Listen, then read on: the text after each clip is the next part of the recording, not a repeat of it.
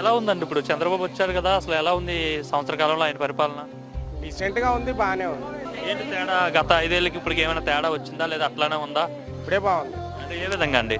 ఈ విధంగా అంటే అన్ని కంట్రోల్ గా ఉన్నాయి కదా, అన్ని అన్న క్యాంటీన్ అని పేదోళ్ళు బాగా బతుకుతున్నారు, కష్టం చేసుకునేవాళ్ళు అందరూ బాగానే ఉన్నారు. అన్నా క్యాంటీన్ వల్ల ఉపయోగం ఉందండి? ఉపయోగం లేదు అని చెప్పి ఆయన ఎట్ట అనుకుంటాడు? అది తప్పు కాదు. చేశారు కదా వాళ్ళు. అది మంచిదే కాదా? 10 మందికి కావాల్సిందే కాదు. ఉన్నోడు తింటున్నాడు, లేనోడు తింటున్నాడు. 5 రూపాయలకి ఏం పెడుతున్నారు? ముష్టి అన్నం పెడుతున్నారని వాళ్ళు అంటున్నారు కదా. ఊరికి 5 రూపాయలకి ఎట్లా తింటారండి? మనుషుల్ని పెట్టి నీకు అంతా కడిగి ప్లేట్లు ఇచ్చి ఫ్యాన్ వేసి టయానికి నీకు తిండి పెడుతున్నా అంటే రికార్డా కాదా? ఒక దగ్గర అయితే కాదు కదా, చాలా దగ్గరలు ఉన్నాయి. అంటే ఎంత ఖర్చు అవుతుండొచ్చు? రోడ్ల మీద పండుకునే వాళ్ళు ఉన్నారు, కూలీ నాలి చేసుకునే వాళ్ళు ఉన్నారు, టయానికి ఇంట్లో అన్నం వండని వాళ్ళు ఉన్నారు. వాళ్ళకంతా ఉపయోగపడుతుంది కదా. ఆ ప్లేస్ లో పని చేసుకునే వాళ్ళకి అయితే సదుపాయం ఉందా లేదా?